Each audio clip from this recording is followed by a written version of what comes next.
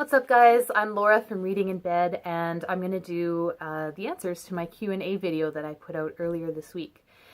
And if I seem a little bit giddy and all over the place tonight, it's probably because I received an email from Jonathan Franzen about an hour and a half ago. So if you're wondering if really huge famous authors ever answer the random fan mail that gets sent to them care of their big New York publishers, yes, they do.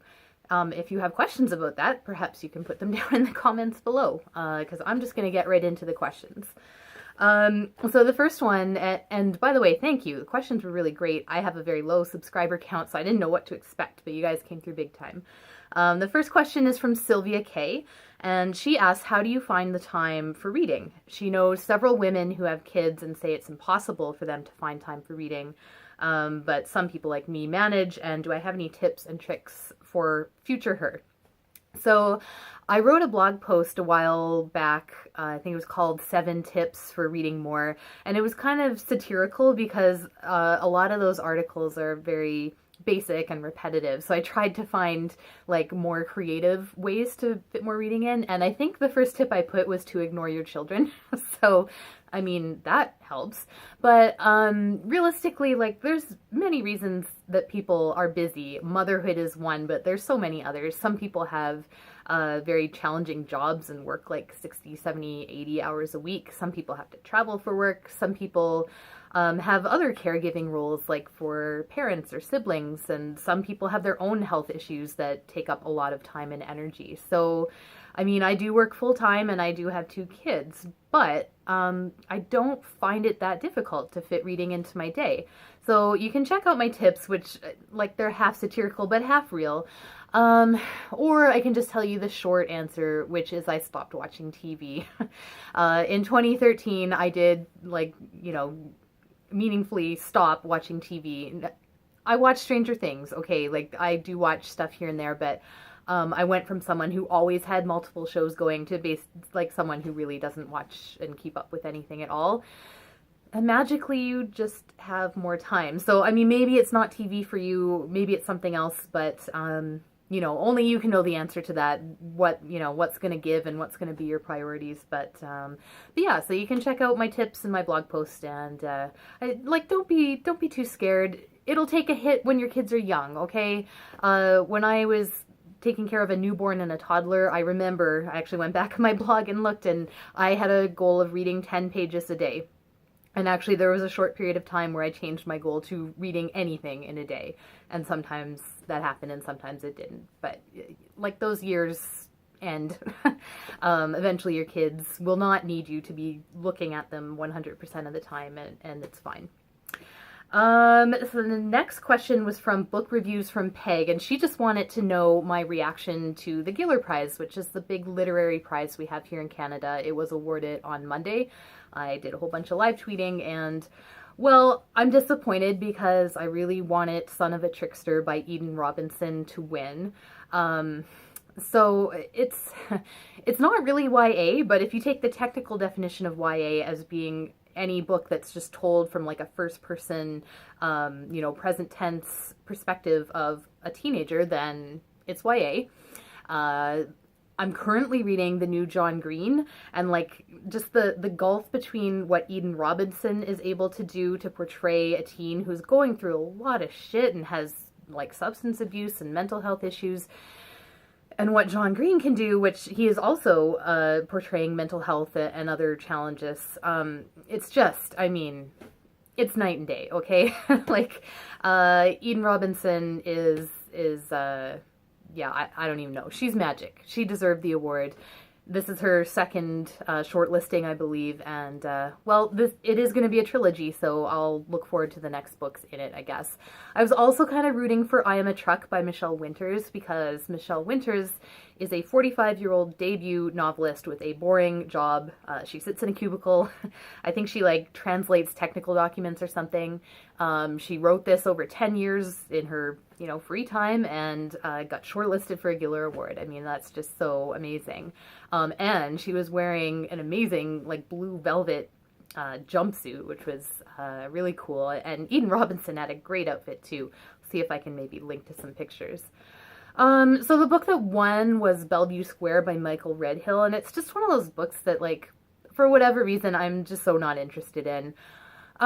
You know, like 15 Dogs won 2 years ago, and that was a book set specifically in Toronto, and so is this one. It's like, okay, yeah, Toronto, we get it. Yeah, anyways, more on that in a subsequent question. So, reading in winter, my friend Crystalline asked, do you have any read-alongs planned for next year? So, over on the blog, most years I do a read-along during the summer, and this year I did War and Peace. And next year I am planning to do The Count of Monte Cristo, which I've never read. And seeing as it is a translated book from a different century that's 1,000+ pages, it is right up my alley. So if you guys want to join in on that, you can just watch for announcements. I tend to do read-along stuff on the blog rather than here, but, you know, I'll talk about it a bit.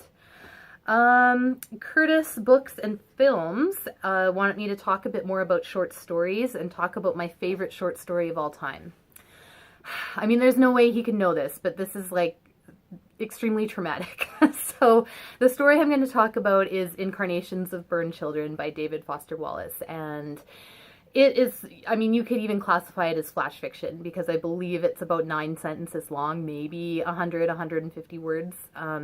I read it online. It is part of a collection called Oblivion, but I just got a link to it, and I think someone warned me and said, like, you know, maybe read this when you have some time to, like, process it.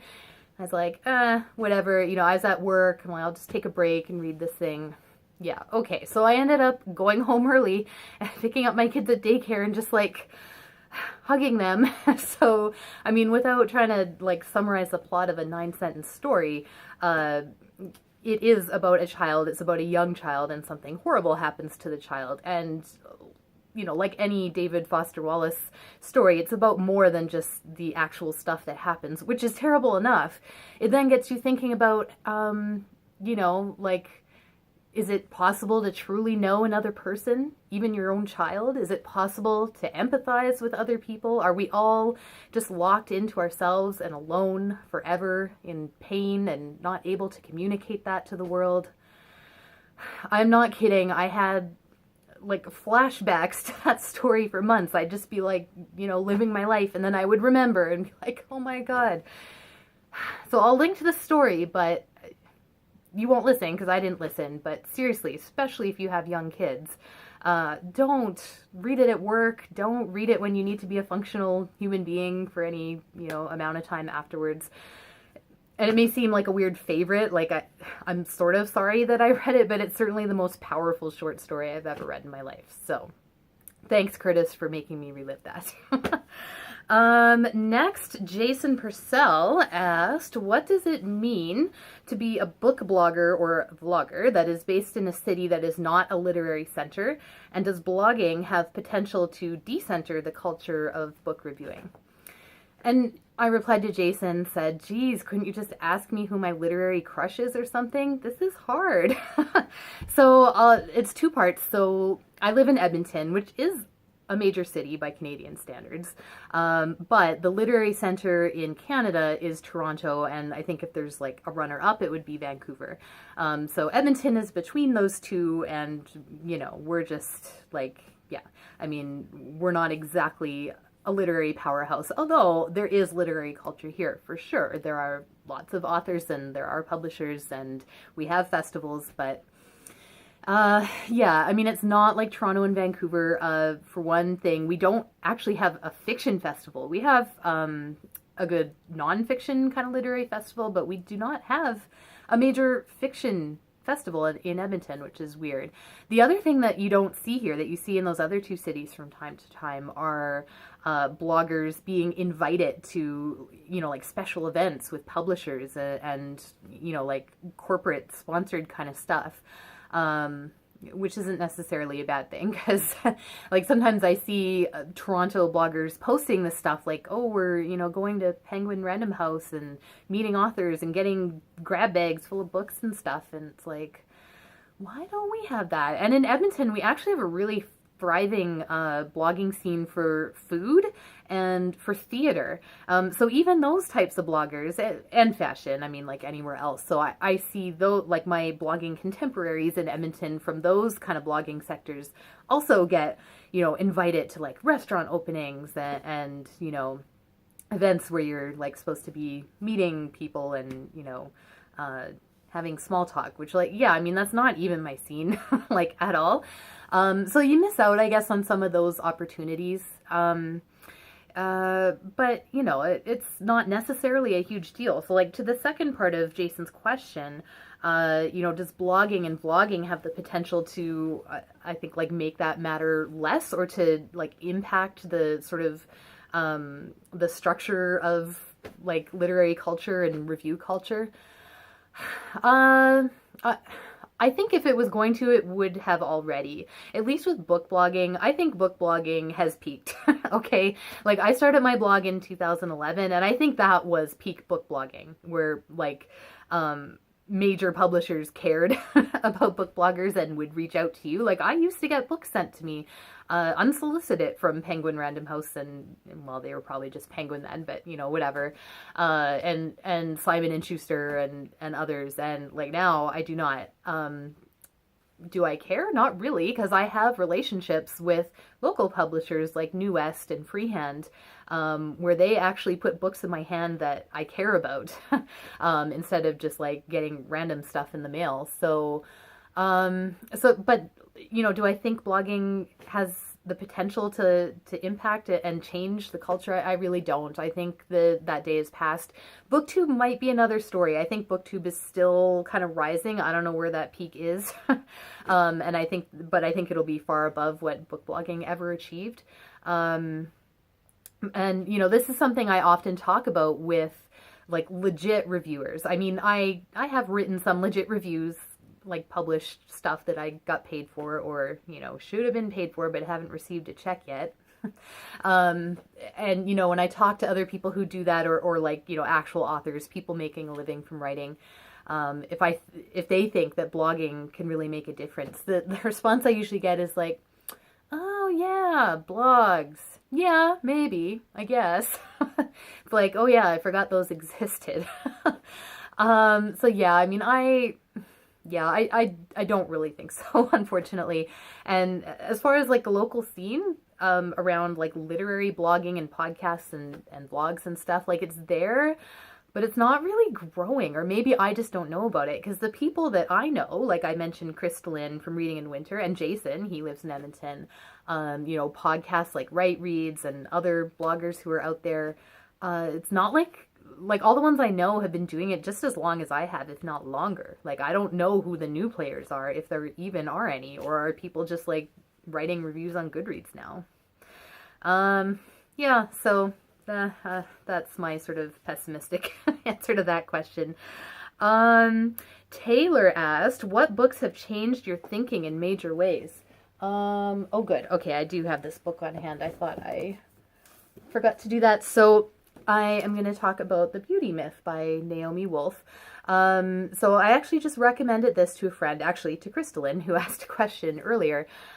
Crystalline has just started getting into feminist texts, and she was looking for a recommendation. So I told her about The Beauty Myth, and I mean, this was published 30 years ago, maybe, like early 90s or whatever. So I'm sure it's really out of date, and it's been legitimately criticized for being very like white middle class American woman centric. However, as far as critiques of the beauty industry go, I mean, this is the only one I've read that had any effect on me, and it was a real slow burn with me. I probably read this in 97 or 98, so when I was a teenager, and I read all the fashion magazines, and I spent a lot of money on clothes and makeup and hair and everything else.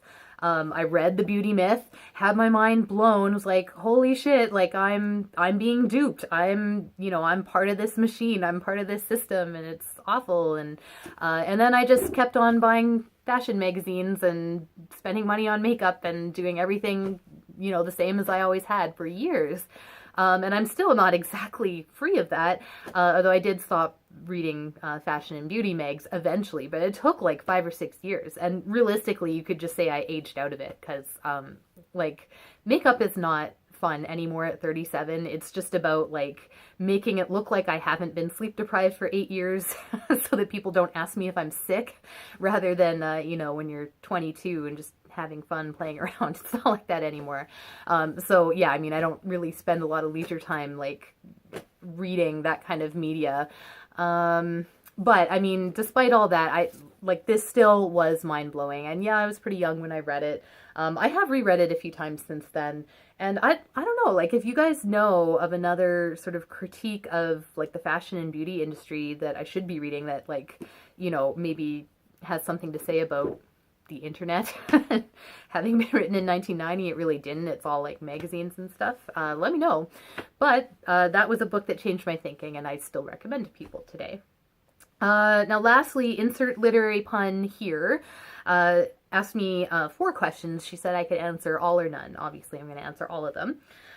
First of all, she asked me about my Booktube pet peeves, and are you trying to get me in trouble? Because I have so many.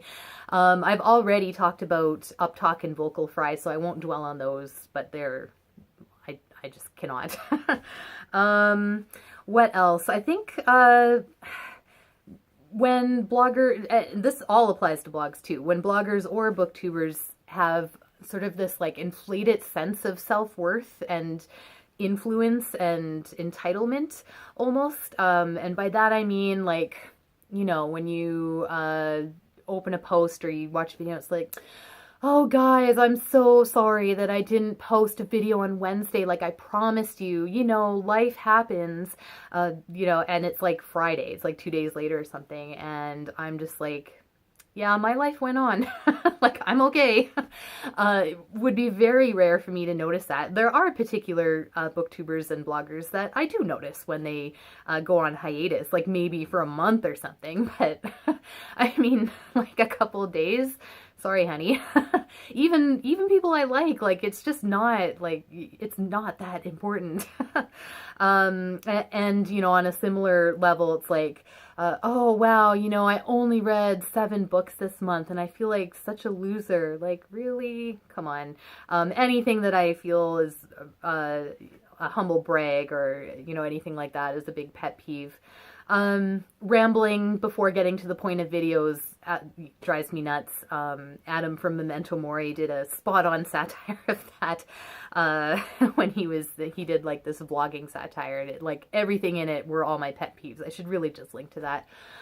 There are a lot more too. I have to be choosy because I have time to maybe watch 3 or 4 videos a day, and I don't watch every day. So like on a day that I watch, I might watch 4 short videos or 2 longer videos.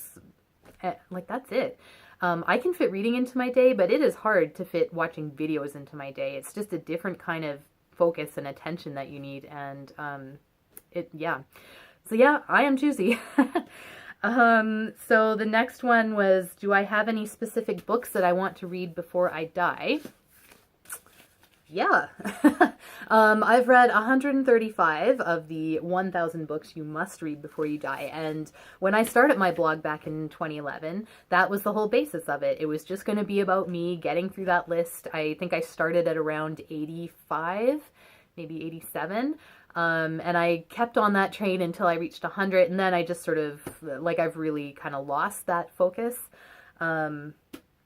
So, I mean, that's not a specific book, but I still am aware of this. I don't really, like, it's not the sole focus of anything I do anymore. If I had to choose a specific book, I would say Tristram Shandy by Lawrence Stern, because that book utterly kicked my ass and defeated me when I was pregnant with my first child, and I just, like, it precipitated what people would call a reading slump, but it was more than that. I actually didn't read a book for more than 6 months. And that book just, yeah. So yeah, I would like to conquer that before I die. The next one was, have I been nervous, or have I ever been nervous that my kids would not like reading? yes. And I did, you know, a lot of sort of self-talk about, like, you know, my kids don't have to be the same as me and I need to be open to their interests and blah, blah, blah, like when they were younger. As it turns out, like, one is a lot more into reading than the other, but it's okay. And at the ages they are now, I can read like classic children's lit to them, which is so fun. We just finished Alice in Wonderland. And Benjamin was so proud of himself because he knew, and he told me in the first chapter, oh, I bet she's just dreaming. And of course she was. He was right. And he wasn't really familiar with the story. So, but what I'm dealing with right now with one of my kids is not that he doesn't like to read, but he's having a lot of trouble learning to read and having to navigate this system of trying to figure out, like, does he have a learning disability and what do we do to help him? And it's like, I do have a lot to say about it, but I'm almost hesitant too, because he's almost 8 years old and he is starting to have an online presence, and I don't know if he would really want me talking about him and his struggles in depth. But as a parent, when this stuff first started coming to light, that he was, you know, having significant issues and delays, I felt a lot of guilt and shame. Like, I thought maybe he wouldn't like reading, but I never thought that he would have a hard time reading. It didn't even enter my mind for a moment, because it was always easy for me. So again, like, as parents, we often, you know, we're still selfish people and we still just see things from our own perspective. So, and kids will challenge that. So, but we're making some headway. So yeah, I don't know. I'm not really ready to talk in depth, and I don't know if I will be, but that's what's going on there. And finally, she asked, what do I love about book blogging? So as I mentioned, I've been book blogging for almost 7 years, and it is sort of my primary outlet for this kind of stuff. What I like about it are two things. One is just being able to respond to, you know, written material with writing. Like, there's something that just feels right about that for me, to put my my thoughts and my reactions and my analysis, if I'm getting fancy, into writing. And I also just like that I'm more comfortable in that medium. And oh gosh, I can see that my memory is running out here. So I'm going to wrap it up, guys. Thank you so much for watching. This got longer than I thought it would be. And I'll see you in the next video. Bye.